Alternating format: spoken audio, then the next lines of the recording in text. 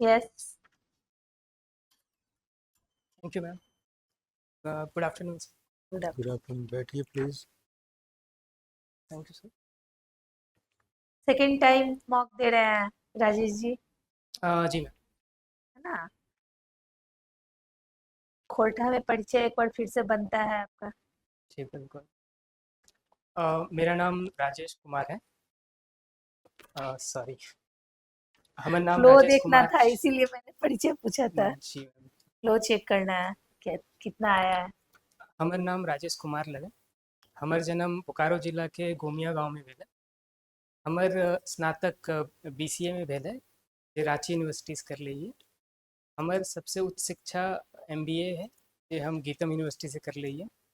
हमरा चेस खेले में और चेस फॉलो करे में बहुत रुचि है। और माँ का नाम श्रीमती कुंती देवी जी है मैम। ना? तो हम लोग का जो महाभारत वगैरह है उसके बारे में कुछ जानकारी है? जी मैम। माता थोड़ी कुंती। बहुत, हाँ, माता कुंती। तब माता कुंती जी जो थी, जो पर्सनालिटी थी, तो उनके जीवन में उनका सबसे सॉलिड पॉइंट है ना, सबसे मजबूत पक्ष आपको क्या लगता है? दो पॉइंट बताइए। और उनका सबसे गलत निर्णय क्या लगता है? एक दो कोई गलत निर्णय बताइए उनके जी जीवन से, अगर हम सीखना चाहें एज ए फीमेल या किसी भी फीमेल को आप सिखाना चाहें माता कुंती के जीवन से, दो उनका बेस्ट जो निर्णय उन्होंने लिया और दो उन्होंने जो वर्स्ट। जी मैम। माता कुंती की अगर मैं बात करूं, उनके अ, दो सबसे महत्वपूर्ण निर्णय, जब उन्होंने युद्ध में अपने पुत्रों का साथ दिया, क्योंकि वो एक अ, अन्याय के खिलाफ लड़ाई था, और जिसमें स्त्री सम्मान और स्त्री के अधिकारों की भी बात की। तो ये एक उनमें सबसे अच्छी बात थी मैम।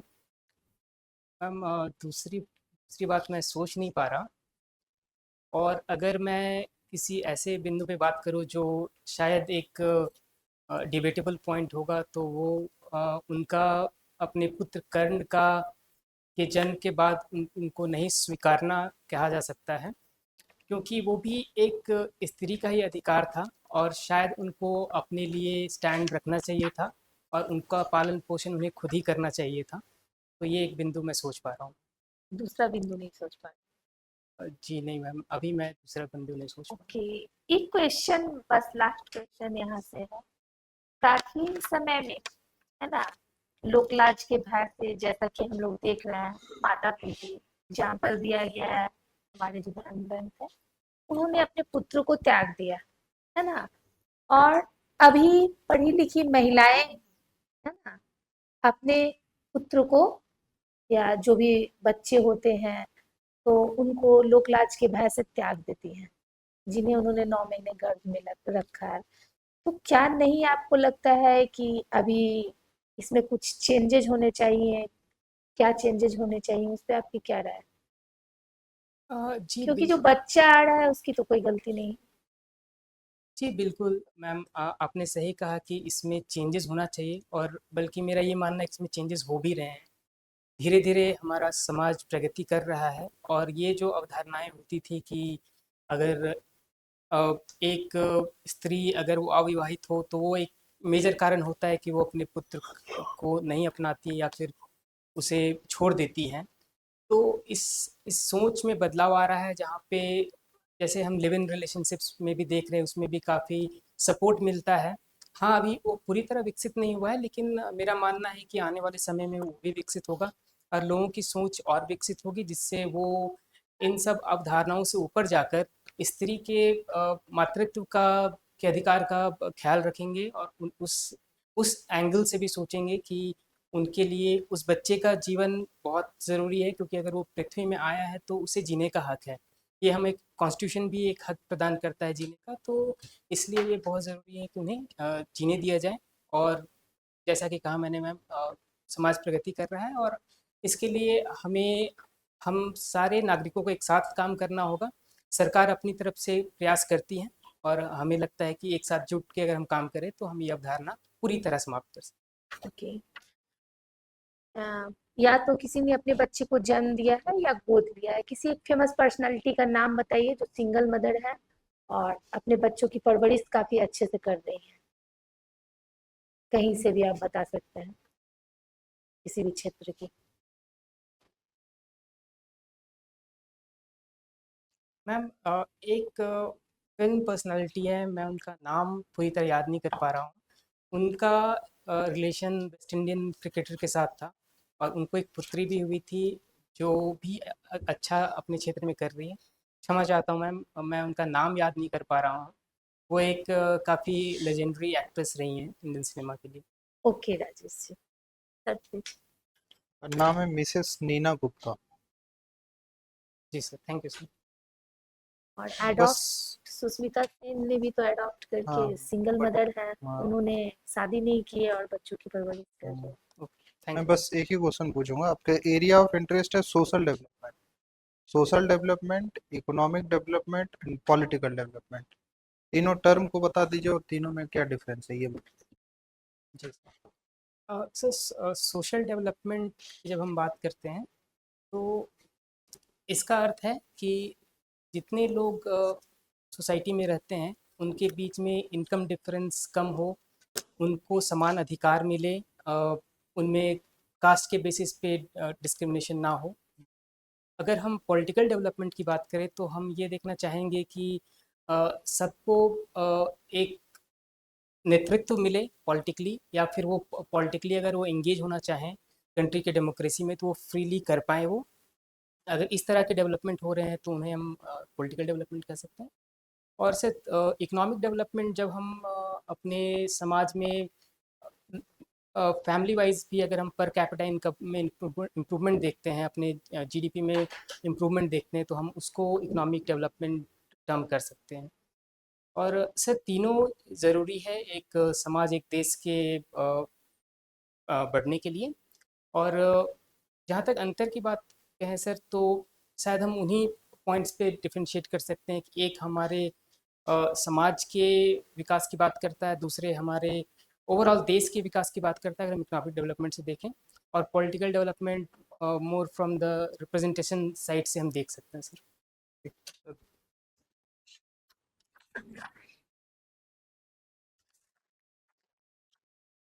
राजेश कुमार जी, जी सर।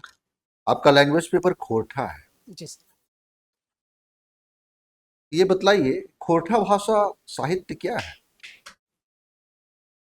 कोठा भाषा साहित्य क्या है?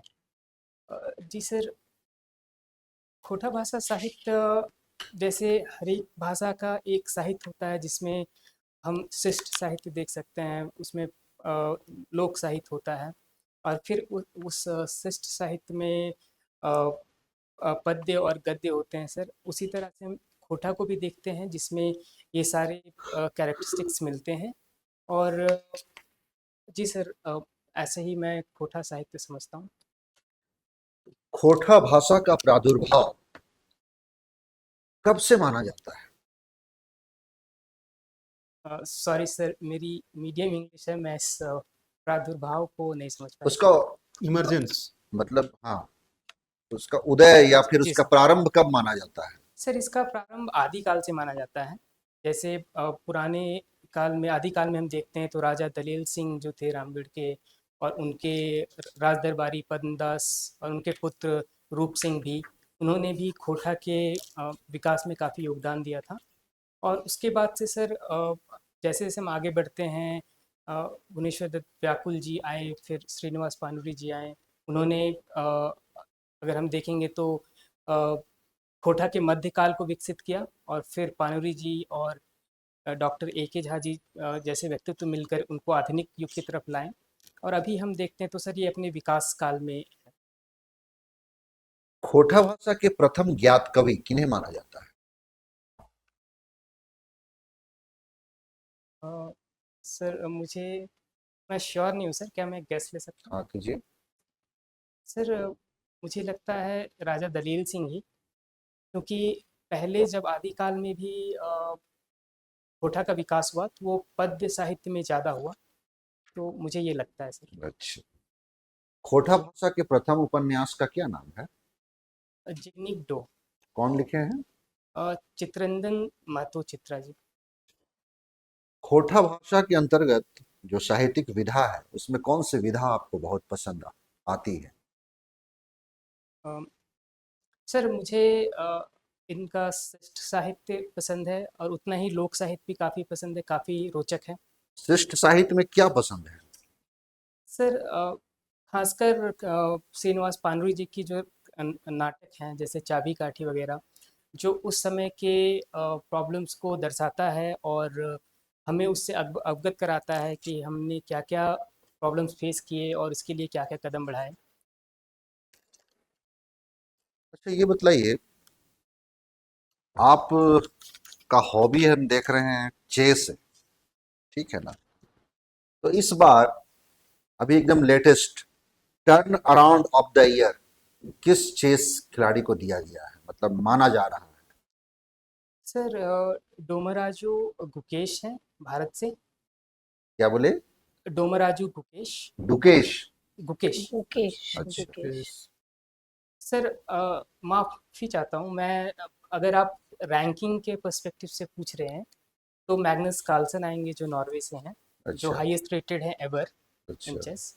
और अगर हम इंडियन पर्सपेक्टिव से देखें तो डोमराजू गुकेश जी ने काफ़ी, जैसे उन्होंने वर्ल्ड चेस चैम्पियनशिप जीता, फिर उन्होंने इंडिया को रिप्रेजेंट भी किया चेस ओलंपियाड में और इंडिया की टीम, और उन्होंने खुद पर्सनली भी उस इवेंट में गोल्ड मेडल लिया। आपकी जानकारी के लिए बतला देना चाह रहा हूं कि turn around of the year एक 19 वर्षीय युवक हैं जिनका नाम है डी मुकेश। इनको अभी बोला जा रहा है। अब मुकेश ही बोले थे क्या? नहीं सर, मैंने गुकेश बोला था। क्या? गुकेश बोला था। गुकेश? अच्छा, मुकेश एक्चुअली। अच्छा ये बतलाइए, आर श्रीहरि कौन है? माफ़ी चाहूँगा सर, मुझे याद नहीं है। अच्छा अच्छा अच्छा, चलिए कोई बात नहीं। आपकी हॉबी क्रिकेट भी है? जी सर। खेलना पसंद करते हैं या देखना पसंद करते हैं? जी सर, दोनों। दोनों पसंद करते हैं। क्रिकेट जो बॉल है उसका वजन कितना रहता है? Sir around 150 grams. और विकेट जो होता है उसकी लंबाई कितनी होती है? सर लगभग 75 सेंटीमीटर। श्योर है? जी सर, मुझे लगता है 75 सेंटीमीटर के आसपास है। अच्छा। क्रिकेट में हम अक्सर देखते हैं और सुनने को मिलता है, ये चाइनामैन शब्द आता है। जी सर। ये चाइनामैन है क्या? तो चाइना मैन एक बॉलिंग स्टाइल है जो एक लेफ्ट आर्म स्पिनर के लिए बोला जाता है। जो जनरली हम राइट हैंड में अगर देखें वो लेग स्पिन जिस शैली में करते हैं, उसी शैली में लेफ्ट आर्म स्पिन करते हैं, उसे चाइना मैन। आपके प्रिय क्रिकेटर कौन है? जी विराट कोहली। विराट कोहली ने पहला अंतर्राष्ट्रीय मैच किस देश के विरुद्ध खेला था? क्षमा चाहूँगा सर, मुझे याद नहीं आ रहा। अच्छा ये बतलाइए, झारखंड के अंतर्गत अपने जो राज्य को हम देखते हैं, एक जोहार शब्द आता है। जोहार एक अभिवादन का शब्द है, लेकिन जोहार का शाब्दिक अर्थ क्या होता है, आपको पता है?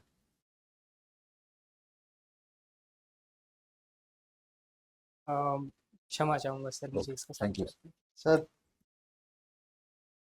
इंटरनेशनल मॉनेटरी फंड जो करेंसी बास्केट कैरी करता है उसके अंतर्गत कौन कौन से करेंसी आते हैं? सर उसमें डॉलर, यूरो, पाउंड एंड येन आता है। सर शायद रेनेम्बी भी आता है, लेकिन मैं श्योर नहीं हूँ सर। युआन। Yuan sir. आपने अपनी हॉबी में लिखा है चेस। मेरे प्रश्न को ध्यान से सुनिएगा। चेस के खेल में जहां घरेलू खेल खेले जाते हैं तो वजीर और घोड़े जैसे प्रतीकों का इस्तेमाल किया जाता है। घोड़ा, वजीर और घोड़ा। जबकि अंतर्राष्ट्रीय खेल में उसे बिशप और क्वीन कहा जाता है। बिशप और क्वीन के नाम से जानते हैं। तो दोनों में आपको सामंती, अधिक सामंती कौन लगता है? सॉरी सर, सामंती सामंती का मतलब फ्यूडलिज्म की बू आती है, इसमें ज्यादा ऐसा लगता है कि ये ज्यादा फ्यूडलिज्म की ओर। सर मेरा मानना है कि जब हम इंटरनेशनल टर्म्स यूज़ करते हैं जैसे बिशप और night, night and bishop, very good.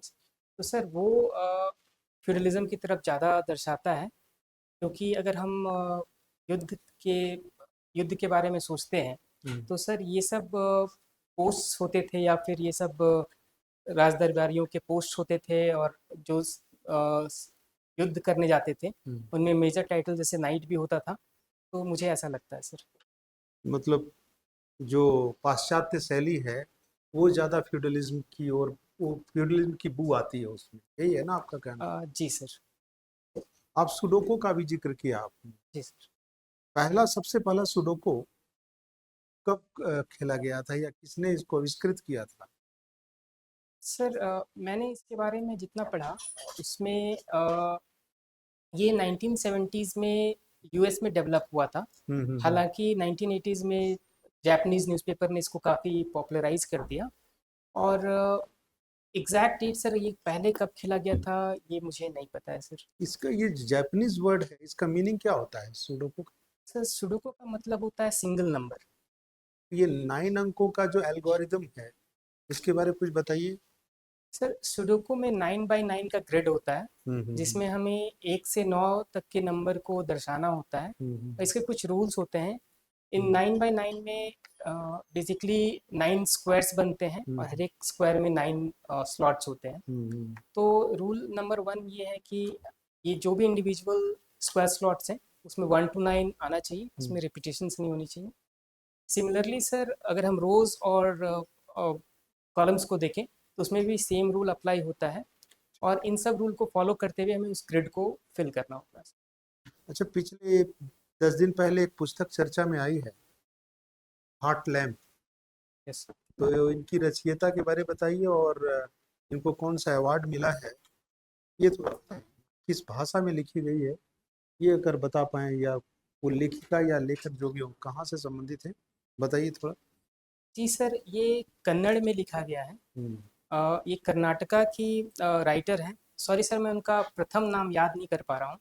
Last वाला नाम क्या है? बानू जी हैं। Banu Mushtaq. Yes sir. Yes, thank you sir. तो सर उन्होंने कन्नड़ में शॉर्ट स्टोरीज लिखी हैं, जिनके कलेक्शन को इंग्लिश में ट्रांसलेट करके द हार्ट लैम्प बोला तो जाता बुकर अवार्ड की स्थापना कब हुई थी, है। कब से दिया जाने लगा ये पुरस्कार? क्षमा चाहूँगा सर, मुझे भी याद नहीं आ रहा। 2005 में। राशि कितनी मिलती है? Thank you sir. कितनी क्षमा राशि? चाहूँगा सर, मुझे याद। 52 लाख। Thank you sir. अच्छा, यदि बाहर किसी दूसरे राज्य का व्यक्ति आपके समक्ष आए, या फिर यहाँ का पंजाब का ही कोई व्यक्ति, और आपसे पूछे कि देश की जितनी भी ट्राइब्स रहती हैं उन ट्राइब्स की जीवन शैली से हमें कुछ सीखना है, तो आप कश्मीर से लेकर कन्याकुमारी या फिर गुजरात से लेकर अरुणाचल प्रदेश तक पाए जाने वाली, यूं कहे अंडमान तक पाए जाने वाली जनजातियों की जीवन शैली से कौन सी बातें बताएंगे कि उनमें ये चीज विशिष्ट है? सर बताइए। पहला मैं उनके पूजा पद्धति के बारे में बताऊंगा। किनके बारे में? कोई भी 5 ट्राइब्स की अच्छी बातें आपको बतानी है उनको। जी सर। देश की 5 ट्राइब की कुछ खासियतें बतानी है उनको। सर जैसे अगर मैं मध्य प्रदेश और महाराष्ट्र के साइड की बात करूँ तो उधर भील जनजाति का डोमिनेंस है। क्या है उनकी विशिष्टता? सर क्षमा चाहूँगा, मुझे भील जनजाति की चलिए, भील और गोंड जनजाति के बारे में नहीं बता पा रहे, तो अंडमान में पाई जाने वाली जनजातियों की कुछ विशिष्टता उनको बता दीजिए, उस अजनबी व्यक्ति को। सर अंडमान में रहने वाले जनजातियों की विशेषता ये है कि वो सेक्लूडेड रहना चाहते हैं, उन्हें इंटरफेरेंस ज़्यादा पसंद नहीं है।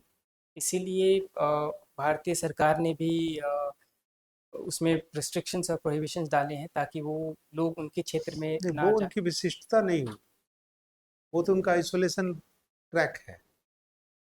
कुछ खासियतें जो जानना चाहते हैं कि ट्राइब में ऐसी ऐसी चीजें, ये सीखने की जरूरत है। जी सर। चलिए छोड़ दीजिए, जेके और लद्दाख के ट्राइब से क्या सीखने की जरूरत महसूस होगी? सर उनके जम्मू कश्मीर और लद्दाख के ट्राइब से सर लोग अ, जो अवेलेबल रिसोर्सेस हैं उसका बेस्ट यूटिलाइजेशन, जैसे वो हैंडीक्राफ्ट्स वगैरह प्रोड्यूस करते हैं, वो सर सीखा जा सकता है। और हाँ सर, हैंडीक्राफ्ट्स में डेवलपमेंट की बातें सीखी जा और अगर सकती वो पूछ दे कि चलिए आप तो झारखंड के हैं, झारखंड के किसी पूरे जो ट्राइब्स हैं, यूनानिमसली जितने भी ट्राइब्स, उससे कुछ सीखने को मिले, क्या मिलेगा झारखंड के जनजातियों से? आप उन्हें क्या बताएंगे? है। जी सर। सर जैसे अगर मैं झारखंड में जो सबसे ज़्यादा जनजाति रहती हैं, संथाल जनजाति, उनसे उनके कला के बारे में सीखा जा सकता है। जैसे वो सोहराई पेंटिंग से अ, वो एक विशिष्ट शैली है। उसके अलावा सर उनके फेस्टिवल्स जो होते हैं जिनमें वो पशु पूजा करते हैं, जैसे सोहराई वगैरह, वो सीखा जा ठीक सकता ठीक है ठीक। सर। अच्छा, झारखंड की राजनीति में सबसे इंटरटेनिंग पर्सनालिटी आपकी नज़र में कौन है? अर्थात सबसे मनोरंजक राजनीतिज्ञ कोई है आपकी नज़र में, बताइए तो। सर मैं उस एंगल से पॉलिटिशियंस को नहीं देखता हूँ। नहीं, और अगर ये मेरा प्रश्न है तो आप मेरे प्रश्न का जवाब दीजिए। अ, जी सर, मैं ऐसे किसी व्यक्तित्व के बारे में नहीं सोच पा रहा हूँ जो झारखंड राजनीति में एंटरटेनिंग हो। हालांकि तो सारे नेता अपने फील्ड में एक्सपेक्टेड वर्क कर रहे हैं। मतलब कोई ऐसा व्यक्ति तो नहीं है जो आपको मनोरंजक लगता हो, या उसकी छवि या उसके बोलने की शैली हास्यास्पद लगती हो, या फिर ऐसा कुछ? नहीं सर, ऐसा कुछ भी मैं सोच नहीं पा रहा हूँ। या तो फिर आप झारखंड की आबो हवा से ज़्यादा परिचित नहीं हैं, या फिर स्कैपिस्ट होने की कोशिश कर रहे हैं। अ, सर क्षमा चाहूँगा, लेकिन मैं परिचित हूँ। हालांकि मेरा ऐसा दृष्टिकोण रहा नहीं है। जब भी मैं किसी राजनेता को सुना हूँ तो मेरा ऐसा दृष्टिकोण नहीं रहा है जहाँ पे मैं उनकी उस मनोरंजक छवि को ऑब्जर्व करूँ। अ, चलिए ठीक, thank you thank you. Okay. काफी आपका अच्छा रहा, पहले भी अच्छा था। आज लद के क्यों बैठे ना? पहले तो ठीक ही बैठते थे, सिटिंग लग गए हैं। पोजीशन को ठीक करना है। सर मेरे साथ प्रॉब्लम ये हो रहा है कि मतलब पैर उतना लंबा नहीं है, तो जब मैं इसको वो एडजस्ट कर रहा हूँ तो ये प्रॉब्लम हो रहा है। नहीं तो एक काम कीजिए ना, पीछे लगना इम्पोर्टेंट नहीं है, पैर को जैसे कंफर्टेबल है वैसे कीजिए। जी सर, आप कर सकते हैं। वो ना डी गुकेसी है ना? जी सर, हाँ, वो तो मुझे थोड़ा सा सर आप मिस लोग प्रिंटिंग, हमको थोड़ा सा दिखने में ठीक ही थोड़ा। है, आपका तो हो जाए क्या सर, बताइए। देखिए, पहले से मैं भी संभवतः पिछली बार मिला था आपको, जो इस भी हो। हाँ सर, एक बार आपने इंटरव्यू तो जितने भी हमारे सम्मानित काबिल शिक्षक हैं, सबकी कोशिश यही, दुआ यही रहेगी कि आप चयनित हो जाएं। ये अलग बात है कि आप पहले से ही एक सम्मानित पद पर आसीन हैं, तो किसी काबिल व्यक्ति का सीट जाएगा आपके कारण। लेकिन अगर आपकी इच्छा है हमारे राज्य की सेवा देने के लिए, तो आपके पास ज्ञान पर्याप्त है, अनुभव पर्याप्त है, बात को रखने का कौशल भी है, ठीक है ना? थोड़ी सी असहजता हो जाती है जब मेरे तरफ से इस तरह के प्रश्न आएंगे, तो थोड़ी सी असहजता होगी, वहां भी होगी। उस वक्त आप अपने आप को स्थिर रखिएगा, एक अच्छे श्रोता का भूमिका निभाइएगा, और थोड़ा 10 सेकंड के विश्राम के बाद क्रमवार विवरण दीजिएगा जो समझ में है। जैसे आप मेरे अंतिम प्रश्न में घिरते घिरते बच गए, है ना? और थोड़ी सी भी किसी का नाम ले लेते तो आपका इंटरव्यू डैमेज हो जाता, पूरा का पूरा। आपको बचाए बनाए रखा आपने, यही कौशल है इंटरव्यू का, कि एक व्यक्ति वहां बैठा है, 6 शख्सियत यहाँ बैठे हैं, 5, और पांचों आपसे शीर्ष पद पर है, पांचों की नजरें टिकी हैं आपकी आंखों में, वो पूरी भाव भंगिमा को देख रहे हैं। तो 16-17 मिनट या 21 मिनट का जो अंतर है ना, उसको श्रेष्ठता से बिताना है और आपका अर्जित अनुभव जिस पद पर आप आसीन है वही काम आएगा आपका। कद काठी को लेके थोड़ी सी भी आप हीन भावना से ग्रसित मत रहिएगा। जी नहीं सर। आपके कद के कई डिप्टी कलेक्टर वीडियो को मैं जानता हूँ, इस लिहाज से आप कंफर्टेबल जोन में हैं। बस उससे और अच्छा क्या किया जाए इसके लिए सहज होने की जरूरत है। ओवर कॉन्फिडेंस दिखाइएगा नहीं, मैं पहले से शीर्ष पद हूँ, मुझे क्या दिक्कत है। यदि आपके अंक अच्छे आए होंगे मेंस में तो आपका चयन निश्चित है। Thank you sir.